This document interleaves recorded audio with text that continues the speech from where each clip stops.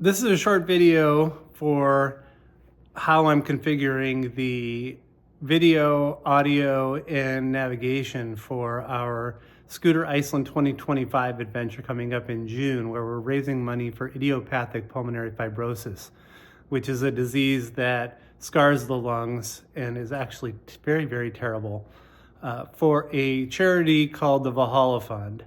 But let's get into it. There's a total of 6 of us that are riding and 3 people that are riding in a support van with a 20-foot trailer behind it.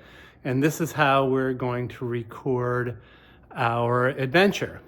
I'm going to start over here with these DJI Mic Mini 2s, which configure perfectly through Bluetooth with the Insta360 cameras. There's going to be 2 360 cameras mounted to 2 of the scooters with this Moto mount invisible selfie stick that's going to be mounted to the back of the scooter, so we'll get 360 video. Also complementing that will be GoPros. These are 2 of them, but we'll have a total of 6 of them, 1 on each scooter, that's going to record video for the entire day. Now, you ask, why do we have these small DJI microphones? Well, these microphones, very, very small, they fit nicely on the inside of the helmet right there. And it just magnetically attaches.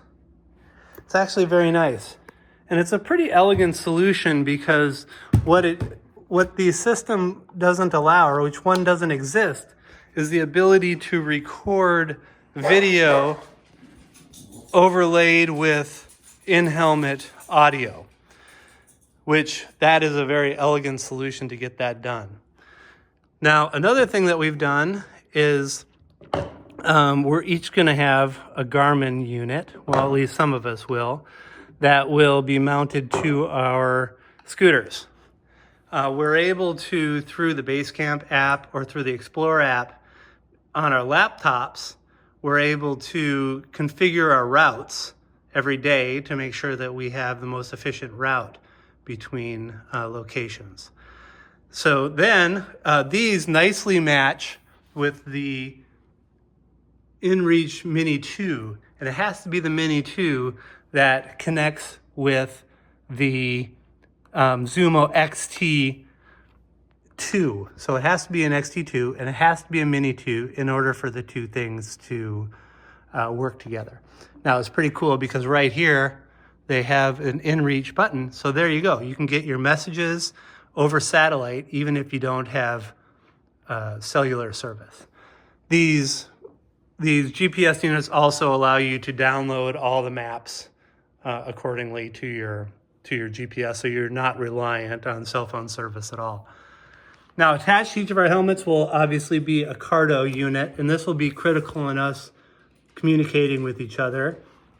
But then the challenge became, how do we integrate the support vehicle with the riders in terms of getting them in on a Cardo system? Now, Cardo makes this really cool headset here that you just essentially just snap in this Cardo unit into it, and it becomes like an in-helmet thing. Now, part of the problem with that is that you don't want the driver or the support vehicle to always be wearing the helmet. So I found this Cobra device which connects Bluetooth to the Cardo unit, and so essentially the driver and anybody in there can communicate with this push-to-talk over through the Cobra into the Cardo. So very nice. This has to sit in the truck, but the system works pretty well. Another thing you have to do is have a separate cell phone. So I have a separate iPhone that I'm using to connect all this together in truck. As I mentioned, those are our GoPros. Those are GoPro 11s. So we're going to have GoPro 13s probably for the rest of the trip. And this cool Joby tripod in case we want to do some work while we're stopped. And then we'll have the drone to get some drone footage if we're in some interesting locations. And then I have this really cool Sandmark system for iPhones, which allows you to get really high quality imagery on your iPhone should we want to stop and take some photos and still have some good high quality. Now, I'm going to have 2 of these. I already have 2, actually. This is what all of the other equipment will be transported inside our support vehicle.